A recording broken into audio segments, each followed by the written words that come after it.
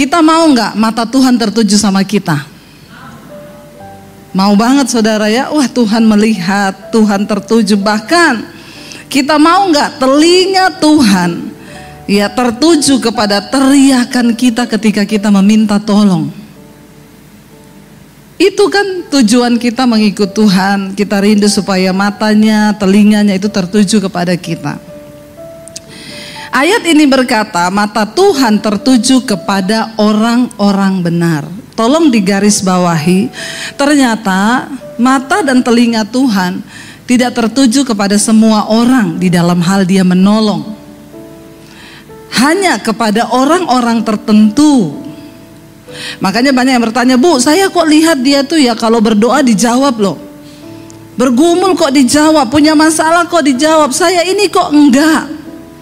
Saya selalu berkata, kasih Tuhan itu tidak bersyarat. Waktu saudara bikin dosa, saudara minta ampun, diampuni Tuhan karena kasih itu tidak ada syaratnya. Tapi untuk mengalami berkat Tuhan dan janji Tuhan itu ada syaratnya. Selalu di dalam Alkitab itu ada syarat. Nah, hari ini dikatakan mata Tuhan tertuju, sayangnya tidak ditulis kepada semua orang Kristen. Enggak saudara, mata Tuhan tertuju kepada orang benar. Karena banyak yang menyebut dirinya Kristen tetapi ternyata hidupnya tidak benar. Nah, hari ini kita mau belajar. Sebelum kita bahas lebih lanjut, saya mau tanya dulu, siapa yang mau jadi orang benar? Semua mau. Kenapa? Karena ada janji Tuhan buat orang benar. Ada penyertaan Tuhan buat orang benar. Karena mata Tuhan tertuju kepada orang benar. Bahkan telinga Tuhan terarah kepada teriakan orang-orang benar.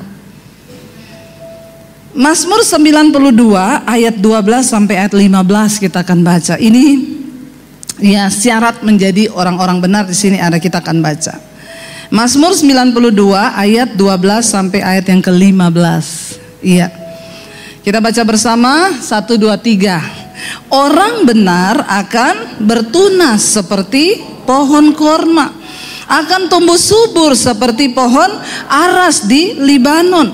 Mereka akan ditanam di bait Tuhan, akan bertunas di pelataran Allah kita. Pada masa tua pun mereka masih berbuah, menjadi gemuk dan segar. Untuk apa? Memberitakan bahwa Tuhan itu benar, bahwa Ia gunung batuku dan tidak ada kecurangan padanya. Dikatakan di sana orang benar itu bertunas seperti pohon korma. Bagaimana menjadi orang yang benar, saudara? Ya tentunya ya tidak serta-merta jadi Kristen langsung benar.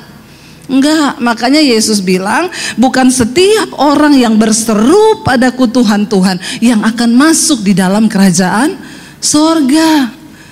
Jadi tidak semua orang Kristen itu akan masuk sorga. Tolong digarisbawahi, ada syarat saudara, kita harus menjadi orang benar.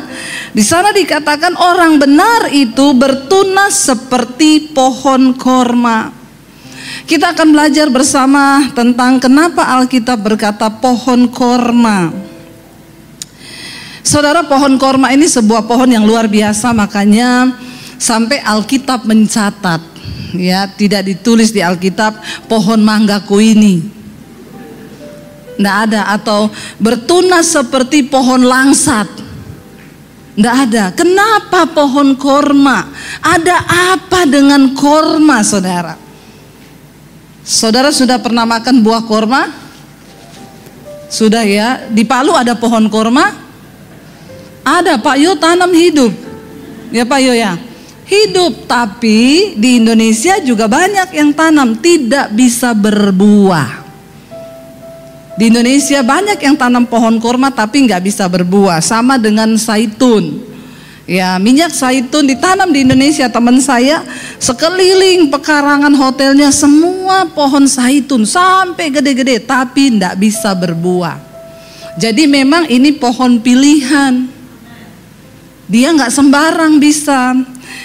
Kenapa pohon korma itu saudara diambil sebagai contoh di dalam Alkitab? Orang benar bertunas seperti pohon kurma. Karena untuk menjadi orang benar itu ada proses. Kenapa ada proses? Saudara, kita ini dibesarkan di dalam keluarga kita puluhan tahun. Waktu kita dibesarkan dalam keluarga, iya kalau mama papa kita sudah bertobat dari kecil dan benar berakar dalam firman. Kalau enggak, ada begitu banyak doktrin yang masuk di kepala kita dari kecil, diisi oleh teman, sahabat, orang tua, lingkungan. Dan itu semua kan bukan firman. Dulu kita berpikir kalau orang bikin jahat sama kita, kita balas 7 kali lebih jahat. Dulu kan, sekarang semua sudah tidak kan? Atau masih ada? Udah enggak kan saudara? Kita sudah berubah ya. Maunya saudara itu apa? Yang sudah berubah siapa? Halo, ada orang di sini? Ya, dulu kita sebelum bertobat kan kita kalau orang bikin jahat kita balas lebih jahat. Orang cerita kita jahat, kita cerita dia lebih jahat. Itu dulu. Amin. Atau masih ada yang sekarang kayak begitu? Ya. Wih. Banyak ya? Banyak. Perlu dibaptis ulang ini. Buka kolam baptisan. Orang rendam 20 menit. Mungkin dulu waktu dibaptis belum kena bibirnya, belum kena air, jadi direndam 20 menit supaya dibuka mata langsung di rumah Bapa di sorga. Memang masih banyak.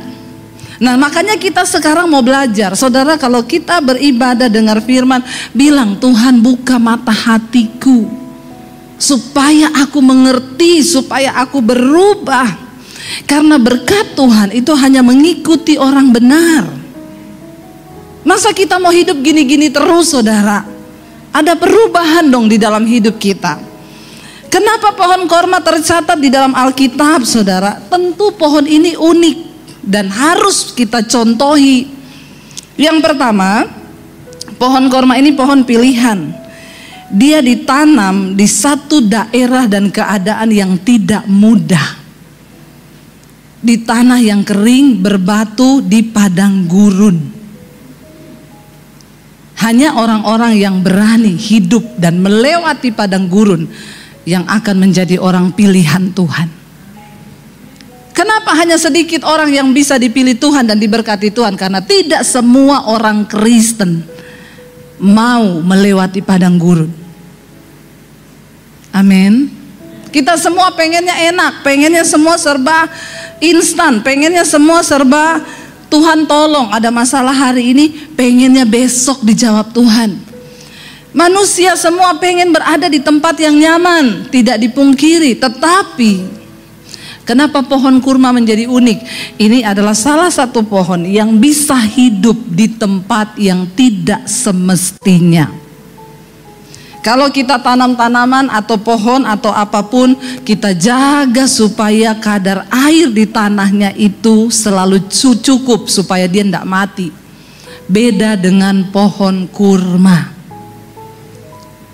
Pohon kurma tidak hidup seperti kebanyakan tanaman lain yang dengan enak bisa hidup di suasana yang nyaman.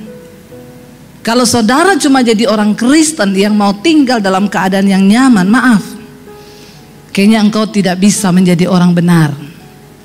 Karena orang benar itu harus bertunas seperti pohon kurma. Nomor 1, tanah di tempat di mana pohon kurma itu tumbuh itu udah beda dulu. Makanya saya selalu berkata, kalau Anda mau melihat kemuliaan Tuhan, maka saudara harus diproses, dianiaya, ditekan. Yang belum dianiaya saya doakan supaya teraniaya. Yang belum ditekan saya doakan supaya ditekan hari-hari ini. Amin. Cuma itu pilihan engkau bisa menjadi orang benar di tempat yang tidak nyaman. Karena di sanalah Tuhan membentuk hidup kita. Enggak semua orang itu mau saudara ada di tempat yang tidak nyaman. Sepanjang umur pengiringan saya ikut Tuhan, kayaknya saya selalu berada di tempat yang tidak nyaman. Rasanya udah mulai enak, akhirnya begini lagi. Mulai enak, begini lagi. Sudah menikah di Solo, punya rumah, sudah beli rumah, anak-anak sudah sekolah. Tiba-tiba Tuhan bilang tinggalkan kota Solo. Saya sampai bilang, Tuhan, sampai kapan sih Tuhan tuh lihat saya ini hidup nyaman? Tapi Tuhan bilang, kalau kamu mau nyaman di Solo ya kamu gini-gini terus. Mau gak melangkah ke satu tempat yang gersang, yang kamu gak tahu bagaimana? Makanya kalau orang cuma cerita, dengan adanya YouTube ini saya mendengar banyak yang, itu Debbie Basir pendeta dari mana? Nggak jelas. Karena mereka tidak melihat ketika saya diproses Tuhan. Mereka cuma lihat ketika Tuhan mengorbitkan saya. Mereka tidak ada di dalam hidup saya. Yang tahu persis di sini Kak Angki sama Kak Feni ini. Dulu saya waktu keluar dari rumah tahun 96 saya ke kota Palu. Ya saya kos di Una-Una. Ini juga Pak Yo saksi. Ya tapi bukan saksi bisu ya Pak. Yang lucu Pak Yo ini lucu saudara. Waktu saya diundang pertama kali di sini. Jadi ceritanya ya, pertama ibu lihat saya pelayanan di Jakarta ya Bu, di gereja WTC, di gerejanya Pak Wiryo saya khotbah. Lalu Ibu Iren bilang, coba cari tahu, hubungi itu Ibu Debbie Basir. Terus Ivon ngomong, itu sepupu saya Bu. Oh ya udah coba undang ke sini katanya. Ya biar jadi pembicara di Palu. Saya cerita sama suami saya, nanti kita ke Palu ini, itu kita diundang. Ya ini Pak Yo ini. Dulu saya manggilnya dia Kak Yo. Dulu saya pelayanan bareng, masih pakai gitar keliling-keliling saudara. Nih Pak Yo ini, jangan lihat Pak Yo yang sekarang, sudah makmur, perutnya agak maju. Dulu kurus, ya kurus, orang bagaimana gak kurus, uang gak ada, pelayanan keliling bawa-bawa gitar kita dulu. Terus saya bilang sama suami saya, nanti kita ketemu, tapi sekarang Kak Yo ini diberkati sama istrinya. Oh iya, saya datang saudara. Ya diajak langsung kan nginep di rumah. Terus Pak Yo ngajak kita makan. Ayo kita makan mie pangsit. Waktu saya ingat loh Pak. Cerita ngobrol. Terus Pak Yo itu tanya gini. Loh Bu Debbie kok banyak orang Palu yang kenal sama ibu ya? Terus saya bilang oh iya Pak. Terus Pak Yo sebutin nama-nama kita dulu yang pelayanan, Yanti, Lili, itu kok kenal sama ibu semua. Terus Pak Yo bilang gini, dulu juga ada teman pelayanan kita di sini namanya juga Debbie. Dia itu juga diusir dari keluarganya. Tapi kayaknya dia sekarang di mana ya? Di Makassar atau Kalimantan gitu. Terus saya itu ngomong, Kak Yo, baru Pak Yo sadar. Kak Yo itu saya. Terus baru kaget, hah? Iya, kenapa sekarang udah gendut? Sangat tidak enak saudara. Ya, kok sudah gendut? Dulu kan kurus. Ya masa saya kurus terus yo? Dulu kurus, orang makan di kos-kosan aja. Iya kalau ada makanan. Sampai dulu harus puasa saudara. Jadi setiap hari puasa doa di Yayasan Hosana sama Kak Angki sama Kak Feni lumayan bisa buka puasa, makan sore di situ. Gratis. Ya Kak Angki ya, terima kasih loh Kak Angki. Saya itu melihat bagaimana ya Tuhan itu membentuk. Habis doa di Yayasan Hosana, balik ke kos-kosan di Una-Una ya Kak waktu itu ya, di Una-Una saudara. Saya berdoa satu kali di situ, nangis, Tuhan apa kehendakmu buat hidup saya ini, saya tidak tahu mau kemana. Tuhan ngomong, satu saat bangsa-bangsa akan menanti pengajaranmu, pulau-pulau akan menanti pengajaranmu. Saya buka mata di jalan Una-Una. Bangsa mana yang menanti? Pulau mana yang menanti? Pulau Una-Una, Pulau Sulawesi, iyo. Pulau Kalimantan. Bangsa-bangsa apa? Secara manusia saudara, coba apa yang kita mau lihat? Tuhan, apa yang Tuhan lakukan dengan hidupku? Ketika saya memilih Yesus, saya malah masuk di dalam tekanan, persoalan, masalah, gak enak. Saya dibawa ke tempat bertumbuh di tanah yang gersang, gak ada air rasanya saudara. Aduh bener-bener gak ada uang di tangan. Aduh ya, berat saudara. Tetapi hanya orang-orang yang mau berada di tanah yang tidak lazim, di tanah yang gersang itu, mereka akan jadi pohon pilihan Tuhan. Tepuk tangan buat Tuhan Yesus. Yes, kenapa? Firman Tuhan itu gak pernah salah. Firman Tuhan tuh gak pernah salah. Akhirnya saudara, dulu saya berpikir saya mau sekolah Alkitab, tapi mau sekolah Alkitab di mana? Lalu waktu itu ada Kak Ronald saudara di Yayasan Hosana itu, dia datang dari Manado ya, waktu itu kayaknya bantu pelayanan di sini. Dia kan STH, saya bilang, Kak, saya ini kan baru pertama mau jadi Kristen, saya masih banyak belajar. Kak Ronald, kita mau belajar Alkitab. Jadi Kak Ronald bikin aja di sini kayak kursus atau sekolah Alkitab supaya kita ini belajar kayak di sekolah Alkitab. Walaupun nggak dapat titel nggak apa-apa, yang penting kita belajar. Terus Kak Ronald bilang, oke, kalau gitu nanti minggu depan kita mulai ya. Saya bilang oke, kita mulai. Semangat saya saudara. Begitu besoknya udah mau mulai, saya bilang, Kak Ronald, berarti besok kita jadi mulai ya. Dia bilang, tunggu dulu Debbie, ada yang saya mau sampaikan sama kau. Apa? Jadi saya tuh kemarin berdoa. Saya berdoa, Tuhan, saya ini mau bawa anak-anak ini untuk mengenal Engkau lewat belajar Alkitab. Tapi tadi malam tuh saya mimpi, Debbie. Mimpi apa Kak? Debbie, mimpi apa Kak? Kita ini semua Yayasan Hosana, dia bilang kita jalan di pinggir sungai. Ya, Kak Ronald paling depan, terus saya di belakangnya Kak Ronald. Kita mau cari ada air, sumber air, mata air ini nih dari mana, karena air itu jernih. Dia bilang kan itu bicara tentang firman air. Berarti benar Tuhan teguhkan ini, kita mau belajar firman. Tapi kita jalan, dia bilang naik gunung, lembah, begitu dapat sumber mata airnya, saya menoleh ke belakang. Semua anak-anak Yayasan Hosana ada, tapi Debbie hilang. Saya kaget loh saudara, waduh, saya tersesat di mana Kak? Kenapa Kak Ronald tidak cari saya? Terus saya di mana? Takut saya, dia bilang. Kamu tahu nggak? Waktu saya cari kamu, kan kamu yang menggebu-gebu banget mau belajar firman. Waktu saya cari kamu, Tuhan tuh ngomong begini, khusus Debbie, kamu nggak usah ngajari dia, aku sendiri yang akan mengajarinya.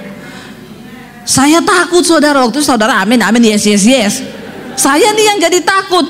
Aduh Kak Ronald, masa sampai kayak gitu? Iya, Tuhan ngomong, Tuhan yang akan mengajarimu. Waduh, kalau Tuhan yang mengajari ini bagaimana?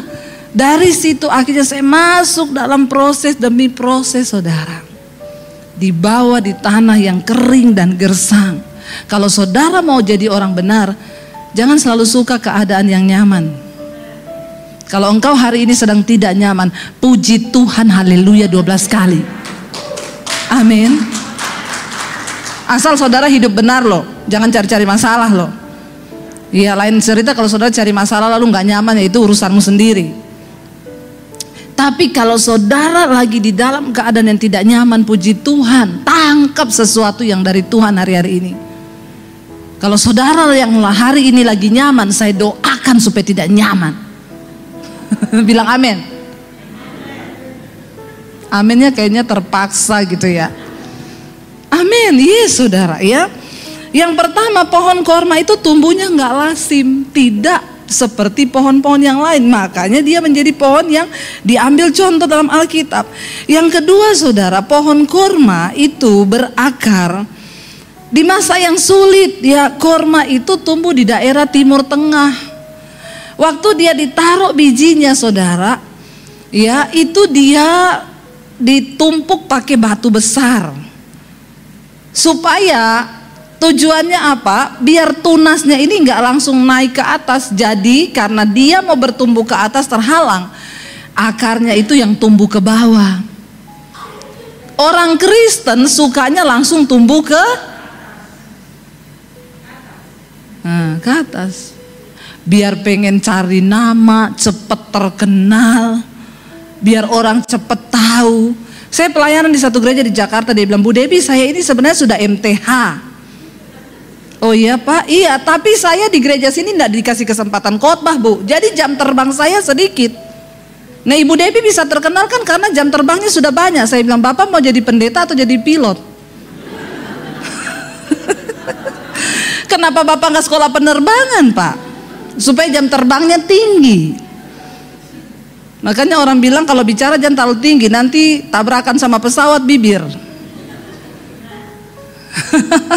Tapi orang Kristen maunya cepat-cepat tumbuh ke atas, naik.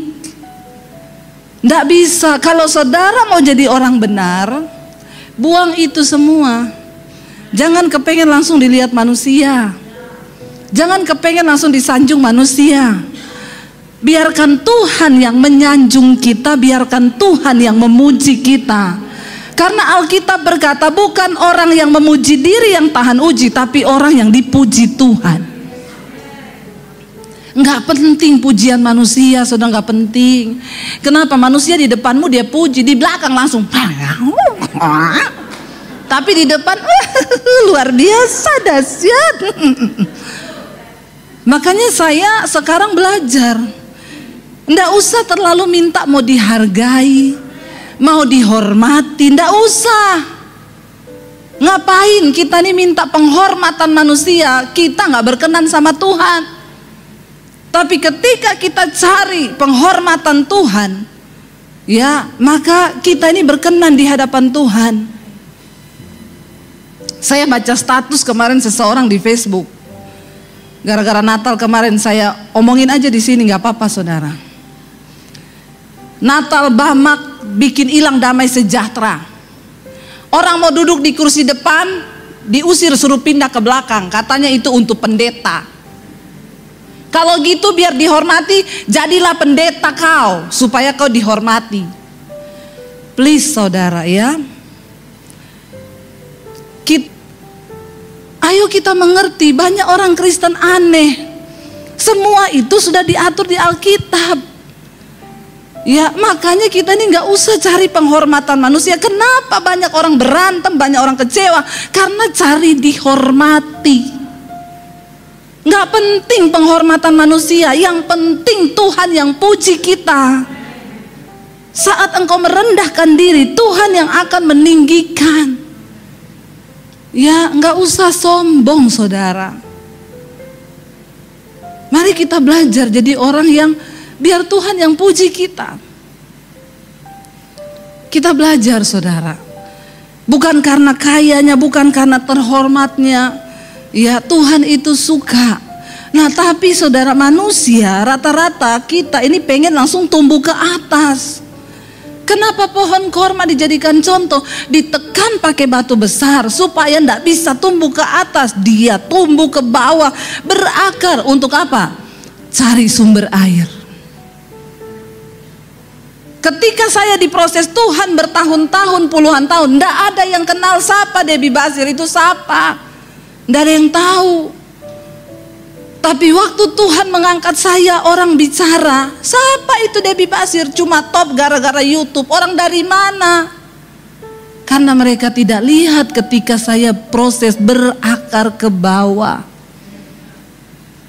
Setelah akar kita kuat, kenapa pohon korma itu saudara bisa tumbuh di padang pasir? Itu kalau datang badai semua pohon tercabut. Pohon korma bertahan. Biar badai datang mungkin dia jadi miring gini saudara. Habis itu dia balik ulang. Nggak jatuh dia. Kenapa? Akarnya itu kuat. Orang bisa mau menjatuhkanmu, orang bisa memfitnah kamu, orang coba menghancurkanmu, ndak apa-apa. Mungkin kelihatannya kamu gini, habis itu wung. Sebab engkau berakar kuat di dalam Tuhan. Saya ini mengalami fitnahan, mengalami omongan, saya cuek aja. Tuhan yang tahu hidupku. Orang nggak tahu, makanya Deb, saya dengar orang ngomong gini loh tentang kamu. Ndak apa-apa, itu haknya dia, mulutnya dia. Emang kita bisa sumpel mulut orang? Ndak bisa. Bagian kita bagaimana kita berespon sesuai dengan firman Tuhan. Amin saudara. Nggak usah sombong, nggak usah cari dihormati. Ya apalagi kita berpikir mungkin karena merek yang kita pakai, baju yang kita pakai, orang hormat sama kita. Enggak. Jangan saudara. Biar Tuhan yang hormati kita. mencari penghormatan manusia itu sia-sia. Kalau di Jakarta, di kota-kota besar, kita lihat orang pakai barang bermerek, saudara, untuk dapat penghormatan dari manusia. Saya tuh kemarin di pesawat tiba-tiba nangis, saudara. Saya nonton film kan di pesawat, ya karena lama penerbangan ke sini, saya putar film Crazy Rich Asia. Nonton film itu memang hedonnya hedon. Semua barang bermerek, orang lewat itu iklan kayak toko. Bajunya LV, tasnya ini, pokoknya dia jalan itu iklan berjalan, saudara. Saya tuh lihat film itu tiba-tiba, saudara. Jadi sebelum kesini itu saya ditelepon sama jemaat Mesbah Doa. Mereka mengasihi saya, ibu ulang tahun kan kemarin. Saya ini tergerak beliin ibu sepatu. Jadi ibu ke Plaza Senayan, ibu ke sana, ibu ambil aja ibu masuk di toko LV.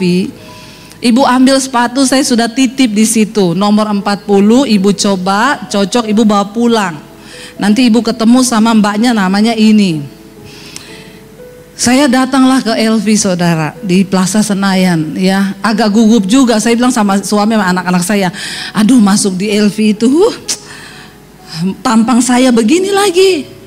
Orang masuk di LV itu nggak sembarang, saudara. Saudara baru mau dekat-dekat tokonya sudah dilirik sama security. Saya seumur-umur di Jakarta belum pernah masuk ke tokonya LV, saudara. Baru sama ibu itu. Saya datang antri. Jadi itu toko enggak boleh banyak orang di dalam. Hanya boleh 5 apa 6 orang. Itu pun yang sudah pesen. Yang belum antri. Jadi orang itu antri di depan berdiri pakai garis, saudara. Saya datang ketemu security-nya. Mas, saya udah mau coba sepatu. Oh, udah janjian sama siapa, Bu? Sama Mbak ini. Mari, Bu. Jadi saya lewatin yang antri. Dipikir saya member. Padahal cuma karena ada pesan. Ya udah saya coba sepatu, saudara. Ini loh sepatunya ini loh. 16 juta ini. Kemarin saya mau pakai, Glenn bilang, "Tante hati-hati loh, banyak tai sapi di Palu." Saya bilang, "Teh apa-apa, nanti lap lagi no." Ya, 16 juta, jalan jadi begini. Saya masuk, saudara. Saya coba, gimana pas, Bu? Pas, muat. Oke, itu aja ya. Tiba-tiba saya lihat ada tas di situ, warna putih. Saya seneng. Daging saya bicara, bolehlah beli. Kamu kan juga udah punya uang. Nggak apa-apalah. Orang kamu udah berkati gereja-gereja, bangun itu transfer sekali transfer 50 juta, 100 juta. Nggak apa-apalah, beli satu lah buat kamu. Saya tanya, Mbak, tasnya berapa ya? Oh ini ya, Bu, 65 juta. Saya udah mau gesek kartu, saudara. ATM saya sudah mau ambil 65 juta ya. Iya. Mau gesek, ada suara di hati saya. Beli bata sama semen buat buat gereja di desa. 65 juta itu sudah jadi satu gereja daripada kamu pakai itu tas. 65 juta cuma untuk kesombongan dan harga dirimu. Saya ini mau beli tas LV itu bisa, saudara, bisa, sangat bisa. Tapi saya bersyukur masih ada Roh Kudus yang ingetin. Karena apa? Kita nih kalau pakai barang bermerek jalannya jadi beda. Bener. Kalau nggak bisa jaga hati, ini saja saya tiap pakai 16 juta ya. Baru kemarin Pak Yo kasih turun, saya hampir jatuh di trotoar kan. Begitu turun kepleset, sepatu saya bunyi krek. Aduh, lecet ini. Jadi begitu, saudara. Pakai barang mahal tuh jadi begitu. Makanya kalau nggak bisa jaga hati jangan. Tapi saya lihat di Palu ya, orang pakai baju LV, tas LV semua ya. LV sukanya sih. Iya. Jangan pakai ke luar negeri, itu nanti digunting kalau palsu, saudara. Tapi saya melihat, saudara, benar kita ini mau apa yang mau disombongkan? Jangan, mari kita berdoa supaya perkenanan Tuhan. Pohon korma itu nggak langsung tumbuh ke atas, ditaruh batu. Kadang-kadang Tuhan perlu taruh batu di hidup kita. Batunya apa? Difitnah orang.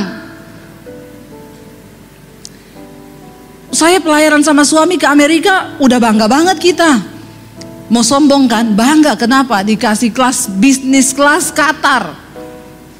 Ya, Qatar itu sekali terbang 50 juta, PP satu orang saudara. Ratusan juta kita berangkat. Mau sombong, di sana diizinkan Tuhan naik private jet. Kayak sehari ini sama Reno Balak. Reno Balak. Ya. Tapi baru mau sombong, dikasih batu sama Tuhan. Saya dipanggil pendetanya, Bu, saya ini dapat WA dari seorang di Jakarta, pendeta juga. Nih WA-nya ibu baca. Kenapa kamu izinkan Debbie Basir khotbah di gerejamu? Itu suaminya dulu pernah nyuri keyboard di gereja saya. Suami saya dituduh nyuri keyboard. Itu fitnahan yang sangat-sangat luar biasa. Tapi saya tahu, terima kasih buat batu ini Tuhan. Mengingatkan kita supaya jangan sombong. Kita pulang ke apartemen, saya ajak suami saya gandeng tangan. Terima kasih untuk fitnahan yang begitu hebat. Tuhan, saya kirim itu bukti chattingan ke salah satu teman saya di Jakarta. Dia bilang, Bu, perkarakan Bu. Pakai pengacara, udah kebangetan orang ini fitnah, nggak ada buktinya loh Bu. Saya bilang, nggak usah, biar dia berurusan dengan Tuhan. Bukan bagian kita. Tapi itu jadi batu. Biar kita ini tidak sombong. Seringkali ada batu-batu yang Tuhan terletakkan biar kita tuh nggak cepet gini loh. Waktu gitu sadar lagi, ke bawah lagi berakar saudara. Pohon kurma itu menjadi pohon yang sangat bahkan bermanfaat dan berkhasiat. Kalau orang lemah di padang pasir, saudara yang pernah ke Israel, yang belum ke Israel nanti siapkan uang, kita berangkat nanti setelah karantina dipersingkat. Nih saya udah banyak sekali yang mau daftar berangkat, tapi di Jakarta masih karantina.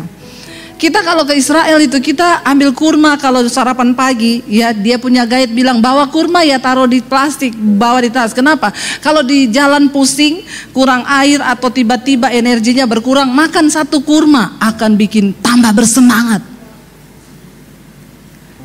Kalau saudara menjadi pohon kurma artinya apa? Saudara bisa menjadikan orang lain itu bersemangat.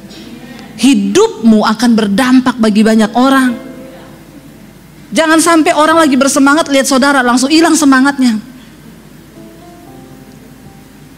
Tapi mari kita menjadi seperti pohon kurma yang menjadikan orang lain bisa bersemangat ketika melihat hidup kita, mendengar pengajaran kita. Saya bersyukur ada begitu banyak orang kesaksian, Bu, saya nggak jadi cerai sejak saya dengar khotbah-khotbah ibu, iman saya bangkit. Kemarin saya ketemu sama satu jemaat orang Palu. Dia bersaksi, Bu Debbie, saya Ibu Marta yang sering WA ibu dulu itu loh.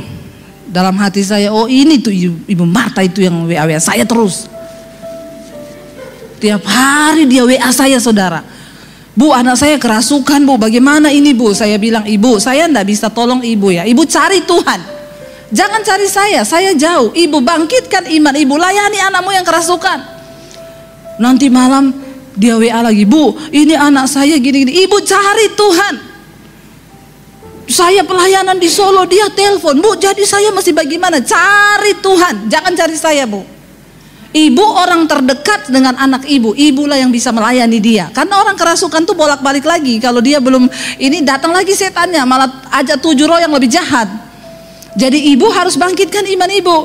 Lalu dia bilang gini, kemarin dia ketemu saya, Bu Debbie tahu nggak Bu? Tadinya saya itu kepahitan sama ibu.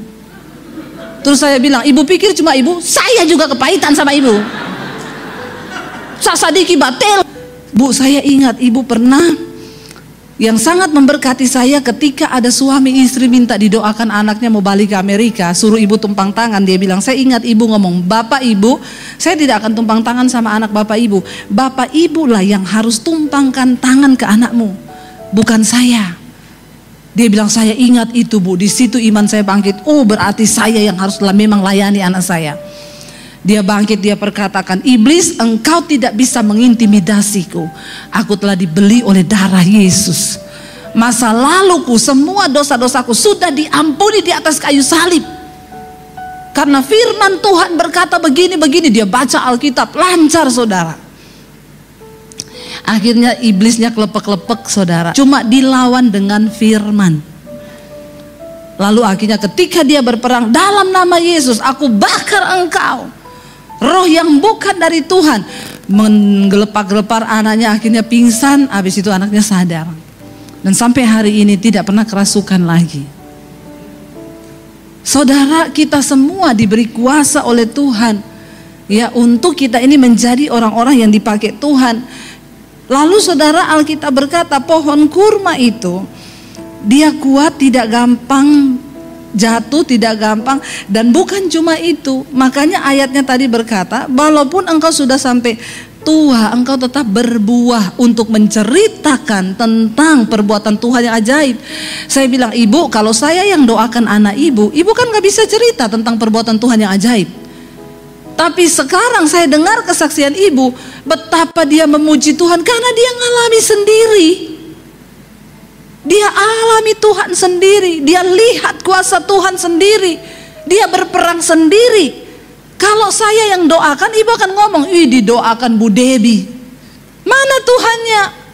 Tapi ketika ibu mengalami sendiri, ibu bisa berkata, Tuhan itu dahsyat.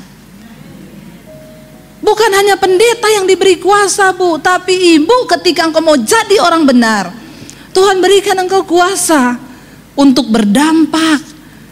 Keluarga demi saya bersyukur ini sekarang ini lewat mesbah doa. Orang-orang Kristen saudara, mereka yang dulu tidak pernah tahu tentang pelepasan karunia roh, sekarang mereka dibangkitkan. Dari Manado, Bu, saya ini gereja bukan karismatik, Bu, kita dari gereja Protestan, Bu, saya tidak pernah mengalami begini. Ponakan saya kerasukan, Ibu Debbie, bagaimana? Ambil minyak, taruh di piring, doakan jadi minyak urapan. Ibu berperang sekarang. Bagaimana caranya? Perkatakan firman dalam nama Tuhan Yesus. Roh-roh yang bukan dari Tuhan, akhirnya satu keluarga. Saya bilang, jangan kau cekik itu ponakanmu. Kan kadang orang kalau udah takut kerasukan malah dicekik, dalam nama Yesus, mati malah saudara. Ya, ibu tidak usah takut, nomor satu. Tapi ibu layani. Mereka layani. Dia telepon saya, Bu, baru kali ini saya mengalami sendiri Tuhan. Saya bersyukur ibu mengajarkan kami untuk cari Tuhan. Jangan cari pendeta. Emang saya bisa bikin apa sama saudara? Jangan suruh saya yang berdoa, saudara yang berdoa. Apalagi doa buat suamimu. Jangan titip sama saya doa buat suamimu. Dan mungkin saya mau berdoa buat suamimu. Itu laki-lakimu sendiri. Ya, mungkin saya mau menangis buat suamimu. Tuhan berkati Joni, Tuhan. Kita pepa itu ada yang ngarep siapa itu Joni? Orang rumah tangga ancor cuma gara-gara kita berdoakan kampe laki itu. Tidak saudara. Berdoa sendiri waktu engkau dengan cinta. Saya kan tidak cinta sama Joni, saya cinta sama Daniel. Jangan berdoa buat suami orang, jangan berdoa buat istri orang. Doakan sendiri, datang sama Tuhan supaya engkau mengalami Tuhan. Jadi orang benar. Ayo buka paradigma kita di hari-hari ini saudara. Ya, pohon kurma sekalipun dia sudah mati, pohon kurma ya udah mati nih ya. Para musafir itu kalau lewat di padang gurun kehabisan air, mereka lihat sisa-sisa batang pohon kurma yang sudah mati di mana. Mereka datang ke sana. Kenapa? Karena di bawah itu pasti ada mata air. Walaupun dia so mati, tetap jadi berkat hidupnya. Kita jadi orang benar, walaupun kita udah mati, orang akan ingat kebaikan kita. Orang ingat akan nama kita. Saya bersyukur kalau Tuhan panggil saya mati, setidaknya khotbah-khotbah saya masih tetap bisa berdampak bagi banyak orang. Itu yang saya syukuri. Coba saudara renungkan hari ini, kalau Tuhan panggil engkau besok mati, apa yang sudah engkau lakukan bagi orang? Jangan sampai engkau mati orang bilang syukur, akhirnya mati juga dia. Bertobat. Sebagai istri jadilah istri yang baik. Sebagai suami jadilah suami yang berdampak. Sebagai orang tua jadilah orang tua yang benar. Sebagai anak jadilah anak yang benar. Amin saudara. Ya, nggak percaya? Coba kita baca satu ayat sebelum kita selesai. Keluaran 15 ini adalah kisah ketika Musa membawa bangsa Israel berangkat dari laut Tiberau, lalu mereka akan pergi ke padang gurun di Syur. 3 hari lamanya mereka berjalan di padang gurun itu, ya, dengan tidak mendapat air. Itu di Keluaran 15 ya ayat 22. 3 hari tidak dapat air. Lalu ketika mereka sampai di Mara, kita tahu bersama di situ ada mata air tapi menjadi pahit air itu, lalu Musa melemparkan kayu. Tetapi ayat 27 di sana dikatakan, Keluaran 15 ayat 27, baca sama-sama. Sesudah itu sampailah mereka di Elim. Di sana ada 12 mata air dan 70 pohon kurma. Lalu berkemahlah mereka di sana di tepi air itu. Kenapa di sana ada 12 mata air? Karena ada 70 pohon. Karena pohon kurma itu dia berakar ke bawah, dia cari mata air. Waktu akarnya tembus, dia dapat mata air itu bisa keluar lewat akar-akar itu. Kalau hidupmu menjadi seperti pohon kurma, engkau akan bisa menjadi sumber air bagi orang lain. Engkau bisa jadi sumber air bagi keluargamu. Engkau bisa jadi sumber air bagi orang-orang yang sedang kehilangan pengharapan. Tuhan sedang mencari orang-orang yang mau dipakai untuk menjadi orang yang menjadi sumber mata air bagi orang lain. Biar Tuhan dapati kita, saudara. Salah satu di antaranya